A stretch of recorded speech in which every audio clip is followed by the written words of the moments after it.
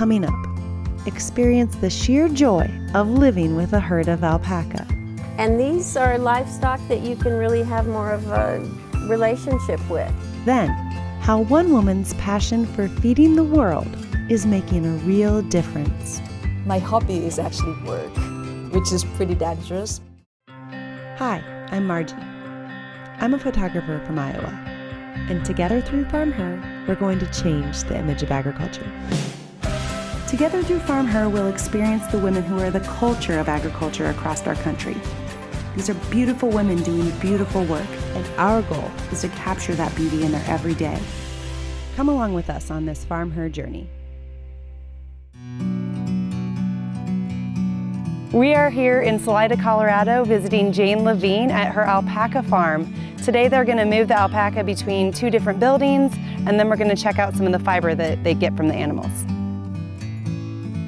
I'm Margie. Yes, nice to meet you. So this is where the main fiber herd is. They grow old. Yep, they do what they're here to do, right? Most of the time. Yeah. Sometimes they do things they're not supposed to do. If things go as planned.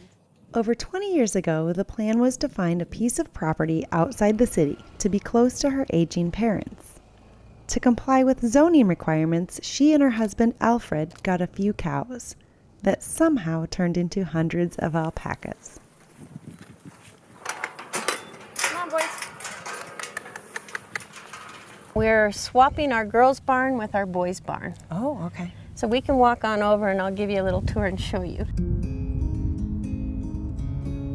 So why are you switching barns? Because of the vacation rental, the boys are like boys everywhere. They start as play, and then somebody gets a little hurt, and then it keeps escalating, and then you have a little bit of a fight on occasion.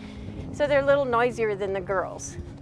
So by moving the girls over there, the people staying in the apartment won't hear noises at night. Fighting noises? Yeah. Yeah. Interacting with the normally docile and respectful alpaca can be a draw for visitors who pay to experience life on this glorious Colorado spread, and has created another revenue stream for Jane and her husband. So right now we're waiting because they're going to send all the alpacas out through here. They're going to come down this alleyway and they're going to take them around the house. What they're doing is they're sorting out the boys and the girls, and they're actually flip-flopping their barns that they stay in. The nice thing about these animals, they never run into you. Oh. They totally respect your space. Not like a cow that'll run you over? Not like horses, not like cows. Okay. They will have absolutely no interest in running into you. So they didn't want to move, obviously, and then they did move, and once that first one went, they were just off like a shot, and it was like they just flew through there. It was pretty cool. They're really interesting the way that they react to each other. You know, they're just free-flowing, but then they were definitely part of a group, so very cool. They're named, they're registered, they're microchipped. Their background is DNA verified on the registry. So we track the entire lineage of the herd, and we track all their fiber data. So each animal has their own little spreadsheet. So you can go the other way. But see, I mean, they're just so simple to maneuver. I mean, I wouldn't try that with horses and sheep and goats seem to have minimal respect for people, I think. And these are very responsive animals. So it makes life so much easier for us. What isn't easy for most people is to know the difference between an alpaca and a llama. But according to Jane, there are clear physical and behavioral distinctions between the two. The alpacas have a spear-shaped ear. They're much woollier than the llamas, and their personality is extremely different. Llamas are very analytical. They're more aloof. They make decisions. So you have to work with a llama, and a llama has to agree with you. But they are the most incredible animal.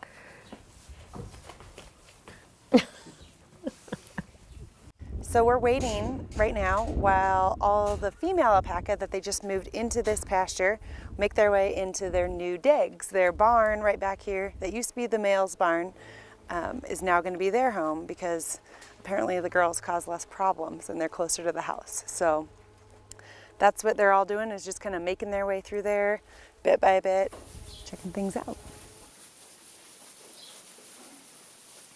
Alpacas work out of trust. So they will just do what you ask of them based on the fact that you are who you are.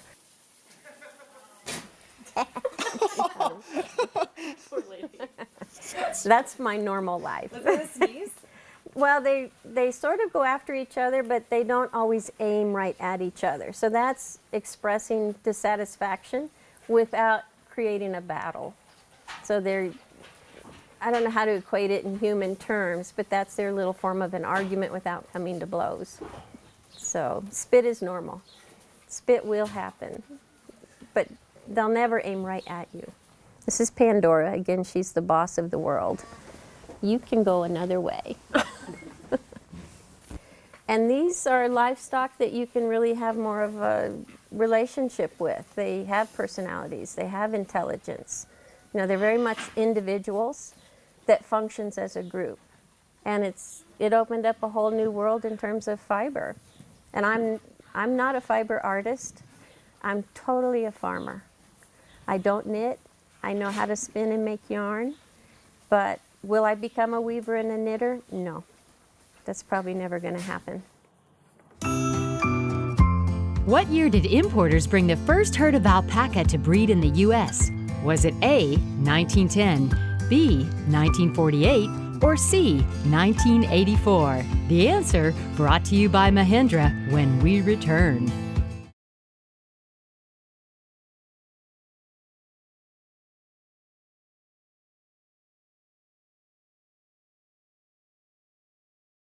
The year that importers first brought a herd of alpaca to America to breed was 1984.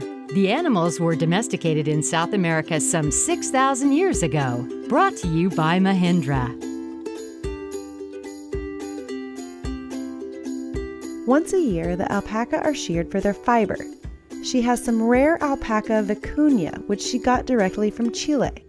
These have much finer fleece and are in high demand in good times and bad.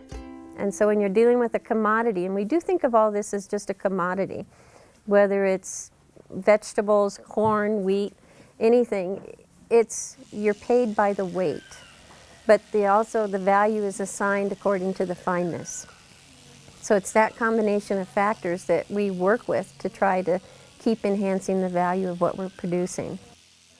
She has interest from mills around the world, and certainly gets plenty of interest from visitors to the farm, where I got a first-hand look at some of the beautiful products from these magnificent animals. Are these all from your animals? All 100%. Every yarn in the store, every yarn, every roving is 100% from our animals. And they're not dyed? They're not dyed. We don't blend any other fibers in with them. Alpaca is a smooth fiber. The scales of the cuticle lay flat. So there's nothing to abrade, nothing to itch up against your skin. So it's never an allergy against natural fibers. When people say they can't wear wool, they're allergic to wool, they're really not. They just have a more sensitive skin. They haven't found alpaca yet. Well, I have a few people who can't wear any natural fiber. Oh, really? They're synthetics only. Well, these are absolutely beautiful. So, thank you. Aren't they lovely? They are lovely, yeah. Together, these fibers create amazingly soft and warm clothing, socks, hats, and more. If you just stop and listen, and you realize that you got this little bit of humming, you have this nice quiet little background, they're watching us as much as we're watching them. I'll come out to the barn in the middle of the night, and it's the most incredible thing. You've got babies kissing their moms, they do a little playtime, skittering around. They're quiet, they're peaceful animals, and you can just sit there and you just relax. That's what I like best about it. And the fact that these animals are not capable of being mean. You know, that's not in them at all. We respect their need to relate to one another, and there's subtle forms of communication. They communicate with a look, a position of their ears. They don't have to escalate up to battle. So there's a lot to admire about them. They interact with each other too. They don't really bully too much. You don't see animals picking on others without mercy. So it helps ground you and it helps restore your balance too. What a thrill it was to meet this amazing farm her, who unexpectedly found her path into agriculture decades ago, and today has built a solid and successful business around her passion. The beauty, agility, and unique nature of Jane's beloved alpacas was an experience unto itself. My first trip to a ranchette, set in the heart of the beautiful Rocky Mountains in Salida, Colorado, was one I won't soon forget. Hi, I'm Heidi. I'm Renee. I'm Lina. Hi, I'm Pam. Hi, I'm Stacy. Hi, I'm Susan, and I'm a farm her. And I'm a farm her. And I'm a farm her. If you know of an outstanding female farmer or rancher who should be featured on the program, go to RFD-TV.com and click on the Farm Her icon and fill out the entry form. Farm Her, brought to you by Mahindra.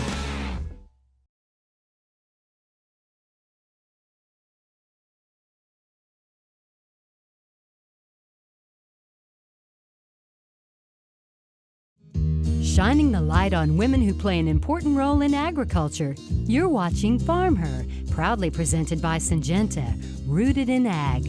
Also brought to you by Mahindra Tractors and Nationwide, the #1 farm insurer in the U.S., and RFD-TV.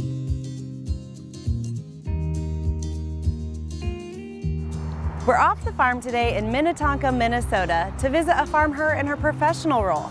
We're going to visit Ponsi Trevisveve, the president of Syngenta Seeds. Hi. Hello, nice to meet you. Nice to meet you, Margie and Ponsi. It's an interesting thing when you're taking pictures of people working. Just want to show you something which is really unique to our office, especially here. This is actually the wall that we built in a way that it represents our framework. That reminds us every time we walk up and down the stairs. It means a lot to all of us. Ponsi is the president of Syngenta Seeds and is ultimately responsible for the North America seeds business for one of the largest ag companies in the world. We just want to help growers. We just want to help to feed the population, and that's how it attracted me in terms of joining Syngenta. So far it has been very rewarding to come back and see the technologies that we can develop and we can provide to the growers in the U.S. To make that happen, Ponsi relies heavily on input from her coworkers. She is very focused on her primary mission of providing the technology that enables growers to produce the food that keeps up with global demand. She's very grower-oriented, very customer. Our seed advisors, the business that I work in, our seed advisors love her because she's very understanding of their issues that they have and understanding the opportunities in front of them and wants to learn more how she can help. I would say if one word describes her leadership more than anything else, it's probably intensity. She's very intense in terms of wanting to find the right answers, wanting to find the right solutions, and challenging people to do that. Her unique hands-on approach is reflected here in the cafeteria, where a bit of sportsmanship has the net effect of creating a free exchange of ideas. So I just want to hear a little bit about why this ping pong table is here. It's actually for all of us to get to know one another, especially when we are in a different department. And it's great during the lunch break that we get to know one another. Awesome. Well, let's play a little. I think I've got someone good on my team here.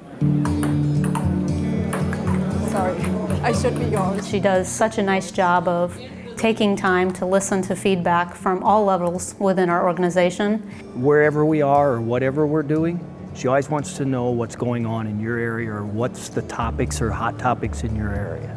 So right now we're at the Syngenta corporate office, and behind me you see Ponsi, who is working her way throughout the building after lunch, and they've got this collaborative workspace. So wherever they are, they can stop and chit-chat and work on whatever they might need to catch up on. So that's what these women are doing. And catching up with her teammates is vital. Ponsi frequently spends time on the road, working with a team of advisors, visiting farms to seek solutions to the daunting task of developing more efficient ways to feed an ever-growing population. The answers are out there. They are in the farm. They are with the growers. So that's how I force myself that let's go together with the team. I normally don't travel by myself. So we get a chance to actually go with the team and go visit the customers. And during the travel time, I can get to know that particular person of my team members more, get a chance to coach him or her more as well during the travel time. Having Ponsi come out to the farm and really see what we're doing, we know that she cares. She cares about our business, she cares about our customer. That really makes us believe in the product we're selling. So the collaboration of having diversity of thoughts is the key one for me, that we can bring variety of solutions to the customers, and eventually our customers could bring that variety of solutions to the growers. It's about collaboration. She just radiates. When she talks, she wants to do better things. She wants to grow our business. She wants to help our customers. And it's exciting for us. It's exciting for, I think, everybody involved with Syngenta. So far, up until today, I have been happy with what I have done, because it goes back to my value that serving others first. And that's what I've been doing, and that's what I'm doing now. As long as any opportunity that comes up and I can even serve more people and get the people around me to have a better life, then that's the answer of it. Defending GMOs and balancing her professional role with her role as a wife and a mother when we return. Syngenta, celebrating women rooted in ag. Liz Hunt grew up in an Iowa farming community. Her first job was at a greenhouse where she developed her passion for plants. At Syngenta, Liz started in flowers, home and garden. Now as a sustainable solutions lead, she's fulfilling her goal of educating consumers on the importance of feeding a growing world population. She identifies strategies that will help farmers grow more from less. Liz recently participated in the Syngenta Growing Together program in Bangladesh, where she supported ag training for small family farms alongside a local NGO.